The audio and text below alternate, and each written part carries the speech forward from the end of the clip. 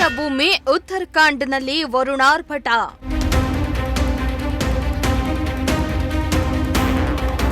Mega ಸ್ಫೋಟಕ್ಕೆ ತತ್ತರವಾಯಿತು Rudraprayag.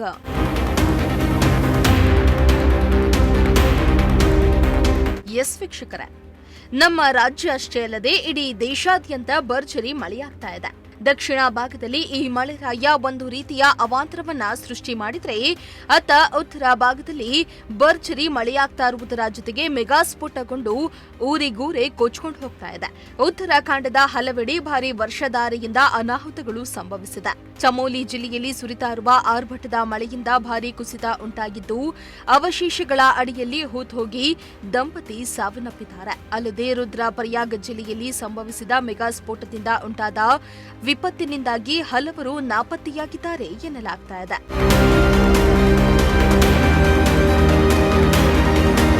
ಇತ್ತ ಚಮೋಲಿಯ ಮೊಪಾಟ ಗ್ರಾಮದಲ್ಲಿ ಸಂಭವಿಸಿದ ಭೂಕುಸಿತದಲ್ಲಿ ಪತಿ ಪತ್ನಿ ಹೋಗಿದ್ದು ಇಬ್ಬರು ಗಾಯಗೊಂಡಿದ್ದಾರೆ.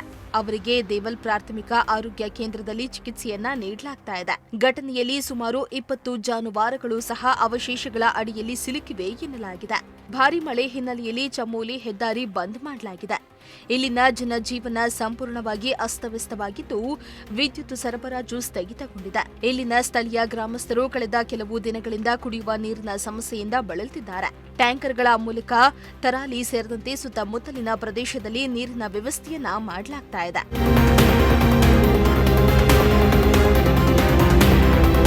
ಇನ್ನು ಚಮೋಲಿ ಜಿಲ್ಲೆಯ ಸಿಮಾಲ್ಸೈನ್ ಮತ್ತು ಕುಲ್ಸಾರಿ ಬಳಿ ಇರುವ ಪ್ರಮುಖ ಹೆದ್ದಾರಿಗಳಾದ ನಂದಪ್ರಯಾಗ್, ಕಮೇಡಾ, ತೆಲಿಪಾನಿ, ಪಾಗಲ್ನಾಲಾ, ಗುಲಕೋಟಿ ಮತ್ತು ಗ್ವಾಲ್ಡಾಮ್ ಹೆದ್ದಾರಿಗಳು ಭಾರೀ ಮಳೆಯಿಂದ ಬಂದ್ ಆಗಿವೆ. ಇದರಿಂದ ಪ್ರಯಾಣಿಕರು ತೊಂದರೆಗೊಳಗಾಗ್ತಿದ್ದಾರೆ. ಭಾರತೀಯ ರಸ್ತೆಗಳ ಸಂಸ್ಥೆ ಬಿಆರ್ಒ ರಸ್ತೆಗಳನ್ನು ತೆರವುಗೊಳಿಸಿ ಸಂಚಾರ ಯಥಾಸ್ಥಿತಿಗೆ ತರಲು ಪ್ರಯತ್ನಿಸುತ್ತಿದ್ದಾರೆ ಎನ್ನಲಾಗ್ತಾ ಇದೆ.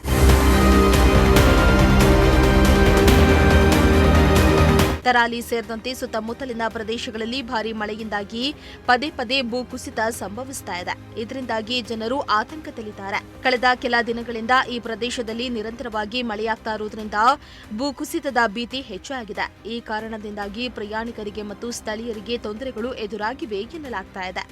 ವರುಣಾರ್ಭಟಕ್ಕೆ ಭೂಮಿಯ ಮೇಲಿನ ದೇವರ ಭೂಮಿ ಅಕ್ಷರಶಃ ನಲುಗೋಗಿದೆ. Bureau report, Prajashakti TV.